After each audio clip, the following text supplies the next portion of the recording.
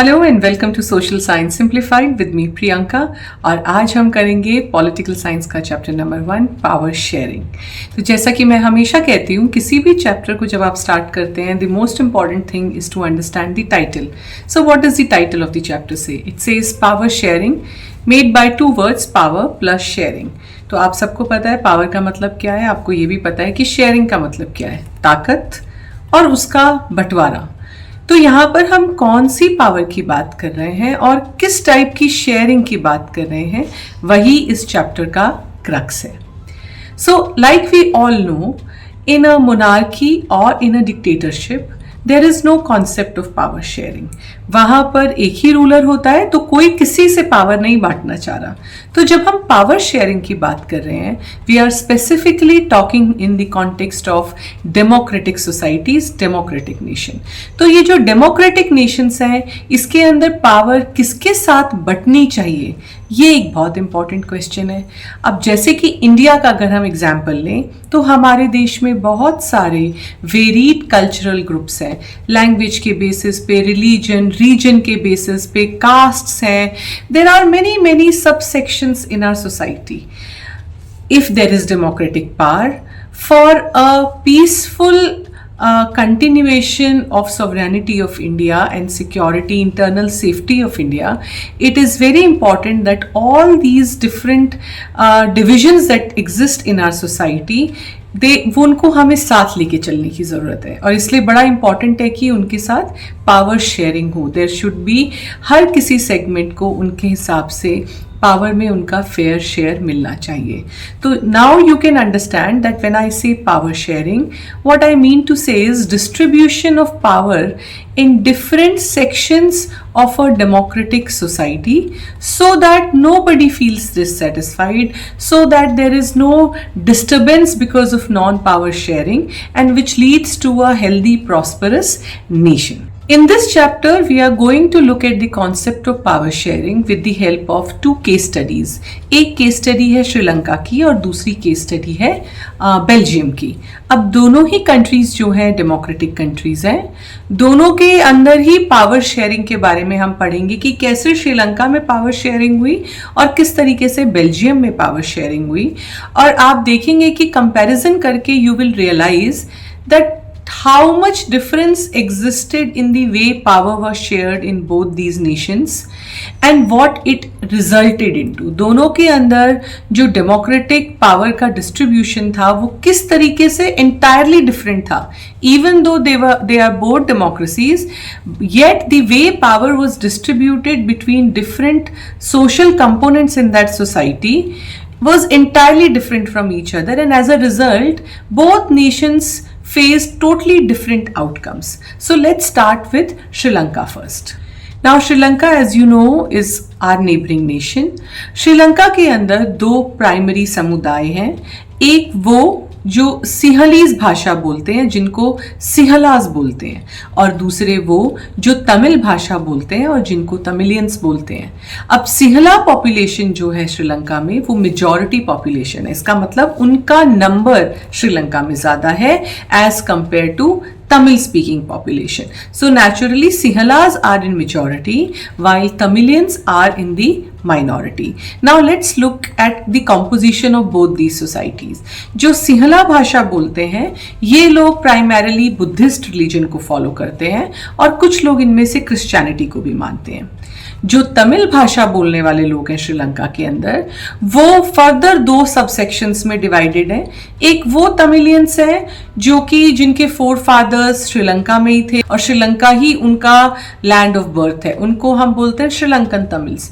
फिर कुछ ऐसे तमिलियंस हैं जो कि इंडिया से श्रीलंका में माइग्रेट, जिनकी एथनिसिटी इंडियन है, so we call them Indian Tamils. Now whether Indian Tamils और श्रीलंकन तमिल्स, एथनिसिटी चाहे कोई भी हो, लेकिन ये जो तमिल्स हैं ये प्राइमरीली 3 रिलीजन्स फॉलो करते हैं। A large part of them are Hindus, then there are Muslims and Christians too. So now you can see that within Sri Lankan society there is a division on the basis of language. So there are Sinhalese speaking people and there are Tamil speaking people. There is also a division on the basis of ethnicity. There are those who are native Sri Lankans Like Sinhalas are native Sri Lankans. Some portion of Tamil speaking people are also native Sri Lankans, whereas there are some Tamilians who are of Indian ethnicity. And further, there is division on the basis of religion. So there are Buddhists, there are Hindus, there are Christians, and there are Muslims. You can see on the map behind me that how the composition, this ethnic composition of Sri Lankan population was distributed across the regions. So as you can see, जो Sinhalese हैं, they are in the mustard area. So primarily in the central and south Sri Lanka, Sinhali population is there. Then some portion in the south Sri Lanka is that of Indian Tamils, dark brown में जो आपको portion दिख रहा है. और जो top portion है, that means northern Sri Lanka, that area was completely inhabited by Sri Lankan Tamils. So all this population of different ethnicities was distributed all over Sri Lanka. So in 1948, when Sri Lanka got its freedom, it was decided that they will form a democratic system of government. पर जो एक problem थी उस system के साथ ये थी कि Sri Lanka decided to adopt a policy of majoritarianism. Now, what is the policy of majoritarianism? Majoritarianism is a belief that जो majority community है देश के अंदर उसके हिसाब से देश चला. And as a result, Sri Lanka में कुछ ऐसी policies बनाई गई जो कि प्रो सिंहलीज थी, यानी कि सिंहलीज को तो फेवर करती थी, पर जो वहां पे रहने वाली तमिल पॉपुलेशन थी उसके लिए डिस्क्रिमिनेटरी थी. ये कौन सी पॉलिसीज थी? सबसे पहले तो 1956 में सिंहलीज को नेशनल लैंग्वेज डिक्लेयर कर दिया गया. Even though Tamil people also existed there, but Sinhalese was made the national language. It was also declared कि गवर्नमेंट जॉब्स के अंदर सिंहलीज वर्सेस तमिल लोगों में जो सिंहलीज लोग हैं उनको इंपॉर्टेंस ज्यादा मिलेगी, उनको प्रेफरेंस मिलेगी. And it was also decided that Buddhism is the state religion, that government will actively promote and foster Buddhism, even though there were other religions that existed in Sri Lanka. तो अब आपको क्या लगता है जब आप एक सेगमेंट ऑफ सोसाइटी के साथ इतना क्लियर डिस्क्रिमिनेशन करेंगे कि आप उनकी लैंग्वेज को साइडलाइन कर देंगे, आप उनकी एथनिसिटी को साइडलाइन कर देंगे, आप naturally there was a sense of dissatisfaction among Sri Lankan Tamils and dissatisfaction rose to that level कि उन्होंने अपनी पॉलिटिकल पार्टीज और अपने मिलिटेंट ग्रुप्स बना लिए and they started demanding a separate Tamil state और तमिल इलम. They demanded that from within Sri Lanka, as I just showed you the map, the northern part of Sri Lanka, जहाँ पर जाफना वगैरह हैं, that part should be totally cut off from Sri Lanka, should be declared an independent state called Tamil state.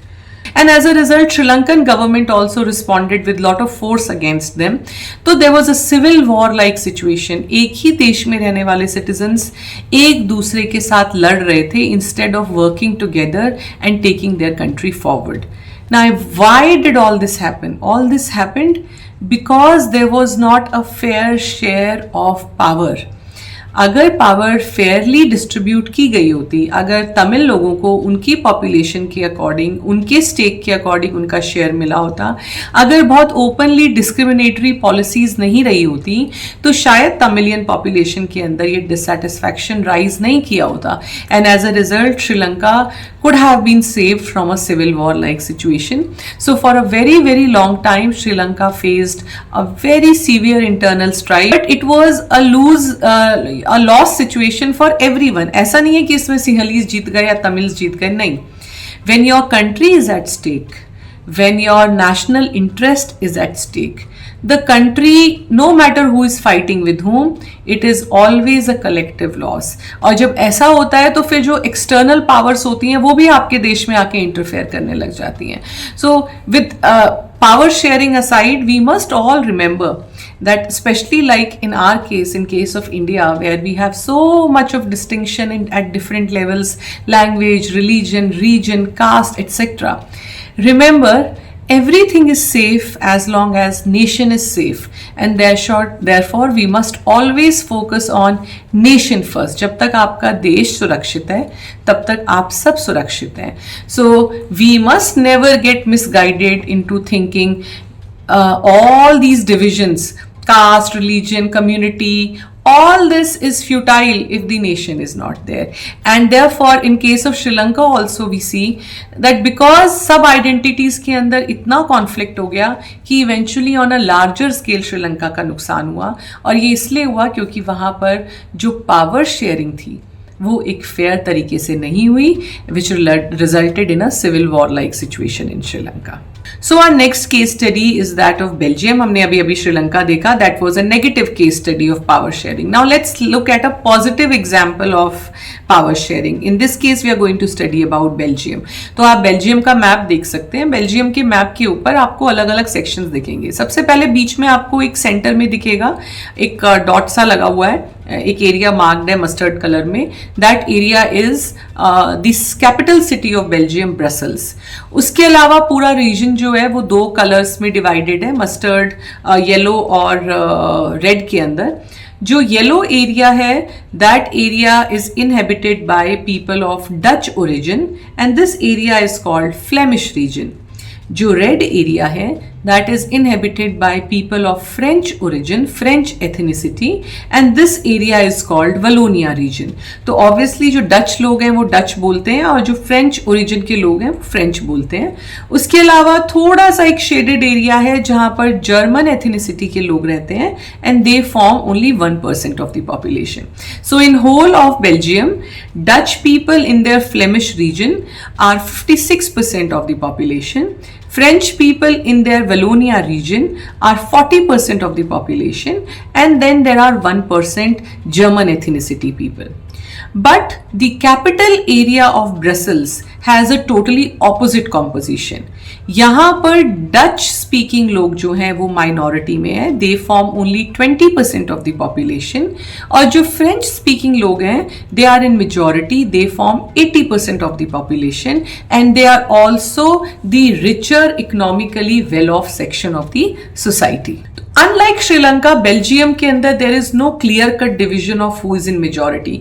अगर हम पूरे Belgium की बात करें तो डच स्पीकिंग लोग मेजॉरिटी में लगते हैं, पर फिर अगर हम कैपिटल सिटी की बात करें तो वहां पे डच लोग बहुत ज्यादा माइनॉरिटी में हैं. तो बेल्जियम ने ऐसा क्या सिस्टम अडॉप्ट किया जहां पर जर्मन हो, चाहे फ्रेंच हो, चाहे डच ओरिजिन के लोग हों, सभी को उन्होंने साथ लेके चला ताकि उनकी कंट्री के अंदर प्रोग्रेस हुई और एक स्टेबल डेमोक्रेटिक गवर्नमेंट सेट हो पाई. तो फिर बेल्जियम ने जो अपने यहाँ इतने डिफरेंसेस थे, लैंग्वेज का डिफरेंस, एथनिसिटी का difference, how did they accommodate all this to achieve a stable democratic system in Belgium.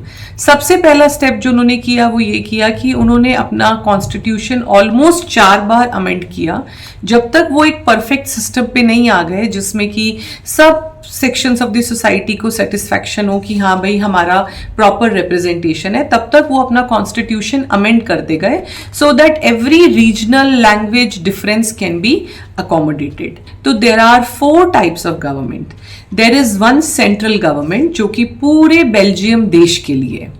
उसके बाद जो वेलोनिया और फ्लेमिश रीजन है, यानी कि जो दो उनके आप एक तरीके से स्टेट्स मान सकते हैं, उन दोनों की अपनी अपनी स्टेट गवर्नमेंट है, एक फ्लेमिश रीजन की और एक वलोनिया रीजन की.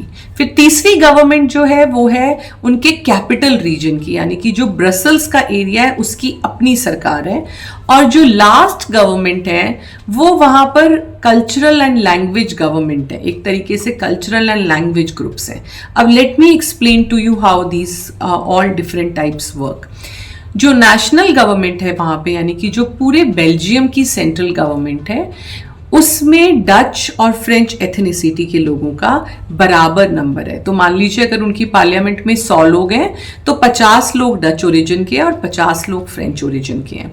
उनके कॉन्स्टिट्यूशन में क्लियरली डिफाइंड है कि जो इंपॉर्टेंट लॉज हैं जो कि पूरे देश को अफेक्ट करती हैं वो इन दोनों ही कम्युनिटी के मेजॉरिटी मेंबर्स की सहमति के बगैर पास नहीं होंगी. तो ऐसा नहीं हो सकता कि कोई इंपॉर्टेंट लॉ सिर्फ डच लोग मिलके पास कर दें या कोई इंपॉर्टेंट लॉ सिर्फ फ्रेंच लोग मिलके पास कर दें.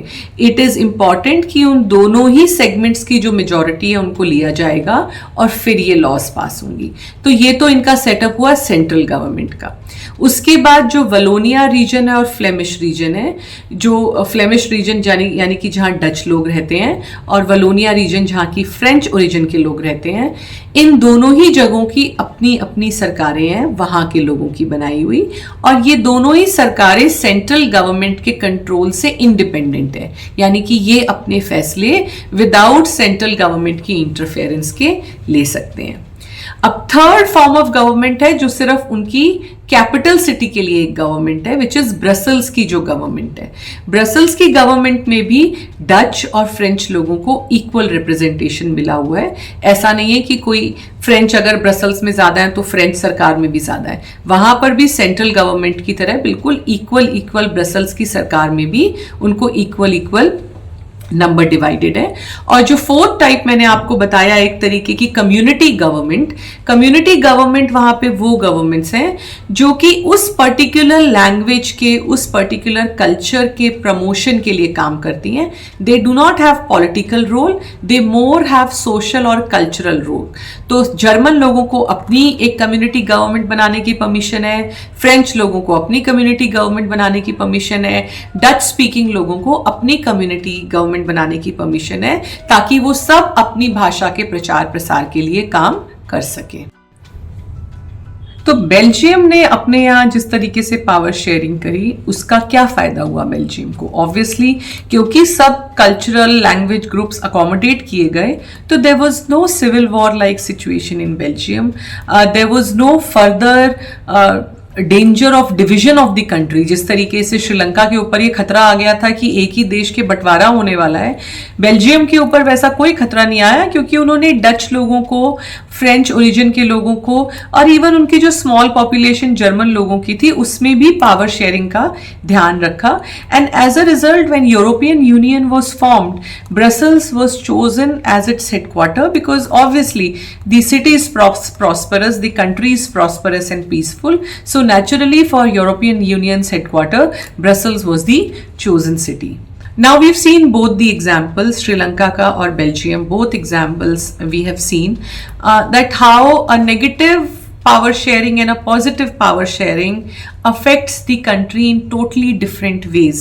What happened with Sri Lanka and what happened with Belgium, we all understood by the way of this example. अब बहुत बार आपको एग्जाम के अंदर दोनों के बीच में पैरेलल ड्रॉ करना आ जाता है, that you know compare Sri Lanka power sharing in Sri Lanka with that of Belgium and highlight the importance of power sharing. So you must know what happened in Sri Lanka, you must know what happened in Belgium, and then you should jot it down in point wise. Please do not write long paragraphs. It is very important that the information that you know should be presented in the most simple way to understand. Whenever you write your exam, think of your exam checker as someone who does not understand this topic. तो अगर आपको वो topic उनको समझाना है, तो अगर आप वो गुचड़ मुचड़ मचा के एक लंबा सा कहानी का पैराग्राफ लिख के जिसमें आप कोई कीवर्ड्स हाईलाइट नहीं कर रहे हैं, कुछ इंपॉर्टेंट पॉइंट्स हाईलाइट नहीं कर रहे हैं, अगर आप वैसा लिखेंगे तो नंबर भी वैसे ही गुचड़ मुचड़ मिलेंगे। अगर आपको चाहिए कि आप एक अच्छा स्कोर लाएं, so your points, your answer should be in point form, to the point, sticking to the word limit. So if there is a comparison between both the countries, as you can see on the screen behind me, you can write this comparison and highlight कि power sharing दोनों में जब हुई किस तरीके से हुई और उसके नेगेटिव या पॉजिटिव आउटकम्स क्या हुए। अब एक जो और बहुत ऑफन पूछे जाने वाला क्वेश्चन है वो ये है कि what is the need for power sharing, why should power be shared, what is the importance of power sharing. So let's understand why share power. In terms of political science, in study of political science, when we define power sharing, we give out two types of reason for power sharing. One is prudential reason and other is moral reason. Let's understand both. Prudential reason का मतलब है, prudent होने का मतलब होता है अपने फायदे नुकसान के बारे में सोचना. तो प्रूडेंशियल रीजन मतलब ऐसे कारण जो फायदे नुकसान से जुड़े हुए हैं. अब यहां पर पावर शेयरिंग में किसका फायदा हो रहा है? किसी इंडिविजुअल का फायदा तो नहीं हो रहा, यहां पर पावर शेयरिंग में फायदा हो रहा है देश का. So the prudential reason of power sharing says that power needs to be shared so that there is no conflict in the society, so that different segments in a democratic society live peacefully with each other. क्योंकि अगर लोग एक दूसरे के साथ शांति से रहेंगे, जैसे कि बेल्जियम के केस में हमने पढ़ा, तो उस देश की प्रोग्रेस होगी, देश स्टेबल रहेगा, तो it will be in long run good for every citizen living in that country. So this is the prudential reason, क्योंकि यहाँ पर we are talking about a reason based on profit and loss. When you do not share power, you face instability like Sri Lanka. When you share power, you are stable like Belgium, and as a result, everything progresses in that country. So this is your prudential reason. दूसरा reason जो है वो है moral reason, यानी कि morality के basis पे सही गलत क्या है. प्रूडेंशियल रीजन में फायदा नुकसान किस में है, मॉरल रीजन में सही गलत क्या है. क्या किसी को भी पावर शेयरिंग से वंचित रखना सही है? क्या किसी को डेलिबरेटली डिस्क्रिमिनेट करना सही है? Morally, it is wrong. So, in a democracy, all citizens deserve to be treated equally. That is the moral basis of democracy. अगर वैसा ना हो तो फिर डिक्टेटरशिप को क्यों ना अडॉप्ट कर लिया जाए, मोनार्की को क्यों ना अडॉप्ट कर लिया जाए. अगर हम डेमोक्रेसी अडॉप्ट कर रहे हैं, so democracy by the very principle says that every citizen has a stake in the government. So the moral part of power sharing says that power must be shared because it is the right thing to do. Only when we share power, we stick to the real principles of democracy, which means that every citizen should get their fair share in the power. आपको कई बार as importance of power sharing में पूछ लिया जाता है, तो आप ये दोनों रीजंस लिखेंगे उसके अंदर. अगर आप इसके अंदर थोड़ा थोड़ा एक एक लाइन एग्जाम्पल की लिख देंगे तो और भी अच्छा आंसर बन जाएगा. एग्जाम्पल किसके देंगे? बेल्जियम और श्रीलंका के देंगे. कई बार आपको ये छोटे में इंडिविजुअल आ जाता है, प्रूडेंशियल रीजन क्या है राइट डाउन, या मॉरल रीजन क्या है राइट डाउन. और क्योंकि अब सीबीएसई बहुत ज्यादा एप्लीकेशन बेस्ड क्वेश्चन पे फोकस करने वाली है, तो कई बार आपको कॉन्टेक्स्ट दे दिया जाएगा और आपसे पूछ लिया जाएगा, you know, if this happens what kind of reason, power sharing reason is applicable here. Okay, तो आपको ये दोनों रीजन अगर समझ में आए होंगे तो you will be able to answer it very very easily. But yes, both of these definitions are important. You must pay attention to them. And in the last segment of your chapter, you are given different types of power sharing in a democratic system. So let's see what are the different types of power sharing in a democratic system, and then I'll explain one by one. तो सबसे पहली power sharing होती है amongst different organs of the government. Second type of power sharing is amongst different levels of the government. Third type of power sharing is amongst different social groups living in a country. And fourth type of power sharing is power sharing between different pressure groups and political parties in a country. Now let's look at them one by one. So the first type is different power sharing between different organs of the government. अब जैसा कि आप जानते हैं कि एक democratic system में सिर्फ एक organ नहीं होता, there are different institutions. So what are the three organs of democracy? There is legislature जिसका primary काम होता है laws banana. There is executive जिनका काम होता है उन laws को execute करना. And then there is judiciary which overlooks कि भाई जो भी laws बन रही हैं वो constitution के अकॉर्डिंग है कि नहीं है, और अगर सिटीजन्स या गवर्नमेंट में कोई डिस्प्यूट है तो उसको हम कैसे सॉल्व करेंगे. So these are the three organs of the government.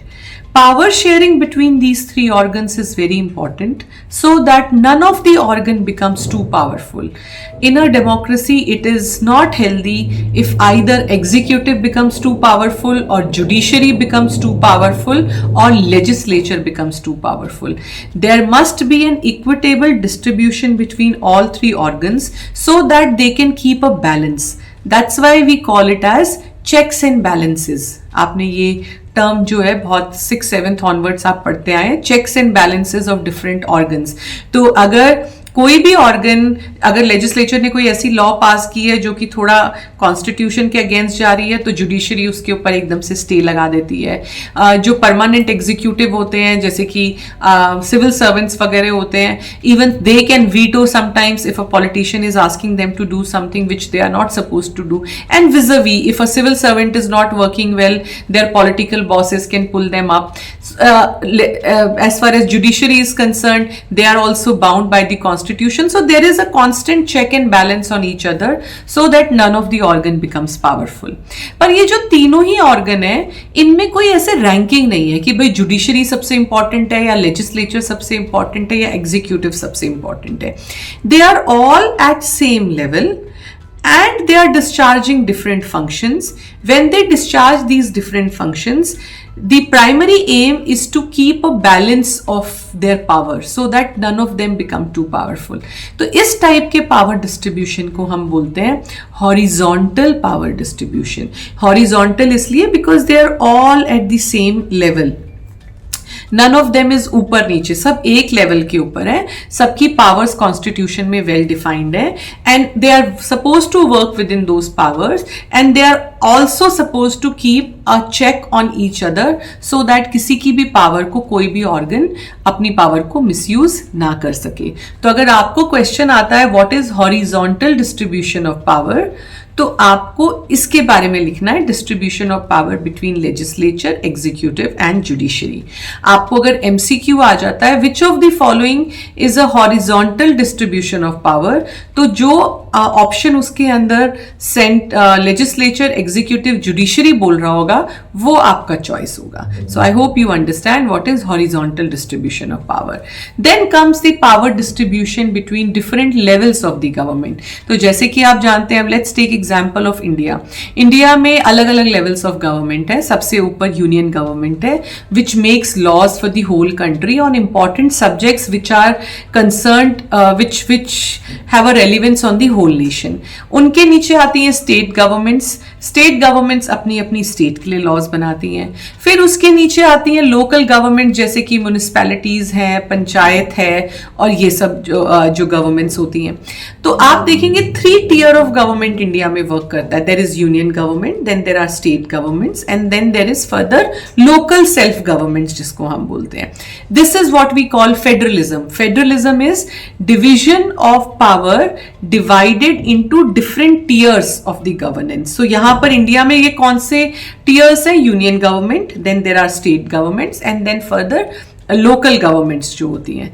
This type of distribution is vertical power distribution, क्योंकि हम टॉप टू बॉटम आ रहे हैं. यूनियन गवर्नमेंट के पास सबसे ज्यादा पावर्स हैं, सबसे इंपॉर्टेंट पावर्स हैं, पूरे देश को अफेक्ट करती हैं. स्टेट गवर्नमेंट्स के पास उतनी लॉज बनाने की पावर है जो स्टेट को अफेक्ट करती है और लोकल बॉडीज के पास उतनी ही बनाने की पावर है जो उतने लोकल एरिया को अफेक्ट करती है. So this is the system of federalism and that's why federalism को we call vertical distribution of power. So distribution of power between different organs is called horizontal distribution of power, and distribution of power between different levels of the government is called vertical distribution of power. Then the third type of distribution is distribution between different social groups in a country. तो आप हमारी country में अगर आप देखिए language के base पे groups हैं, कास्ट बेस्ड ग्रुप्स हैं, then we have scheduled caste, scheduled tribe, OBC and all those groups. तो in order to distribute power in a fair manner, आप देखेंगे that we had policies like reservation for communities which have been traditionally backward, जिनको हमें main stream में लाने के लिए push देने की जरूरत थी. तो we have reservation policy, there is reservation for women also in certain areas. All these social groups were similarly Indian constitution does not define a national language. 8th schedule के अंदर there are multiple languages which are given importance. और आप जब भी अपना कोई central government exam या कुछ लिखते हैं तो you can choose to write that exam in your own language. तो all these measures are done so that power between different social groups, whether it is a caste based group like scheduled caste, scheduled tribe, OBC, or language based group or gender based group, इनको सबको अपना एक fair share power में मिले. And then there is power sharing between different political parties, different political ideologies. Then there are farmers unions, workers unions, teachers union. तो आप देखते हैं कि political parties का power sharing क्या है? Fighting elections. People, they go out to people, take their manifestos to people, tell them what they are planning to do. They fight with each other to get that political power.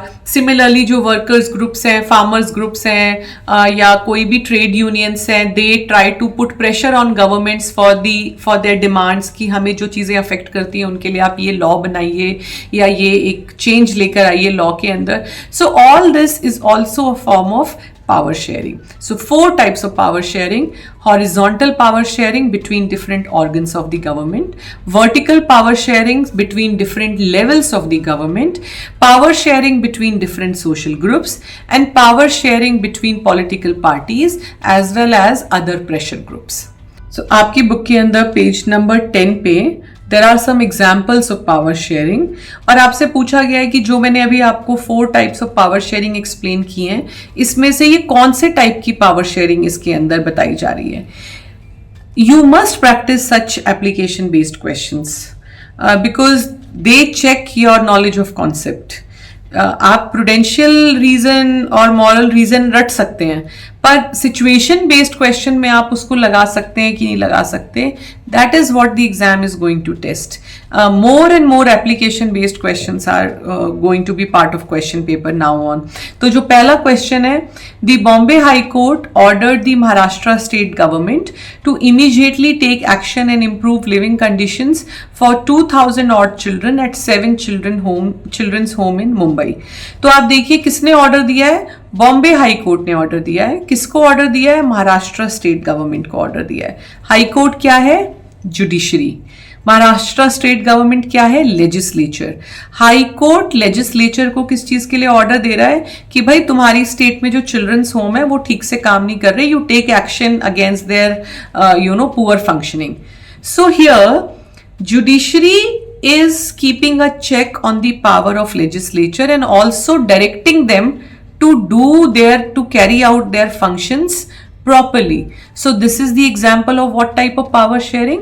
This is horizontal power sharing where power is divided between different organs of the government. तो यहाँ पर जो judiciary organ है वो legislature organ को check and balance कर रहा है. So this is horizontal power sharing between different organs.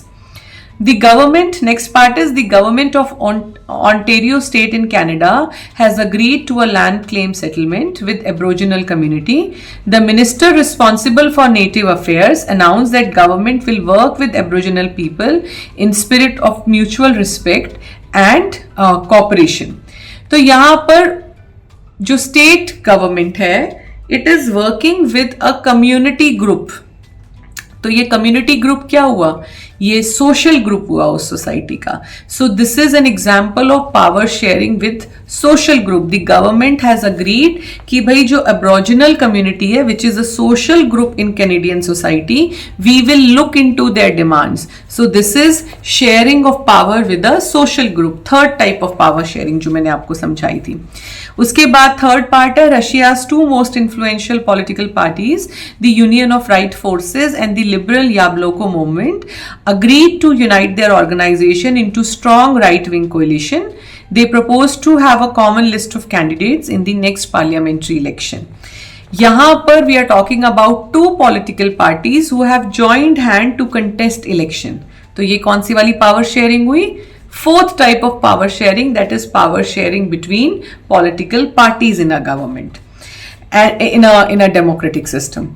And last is the finance ministers of various states in Nigeria got together and demanded the federal government declare its source of income.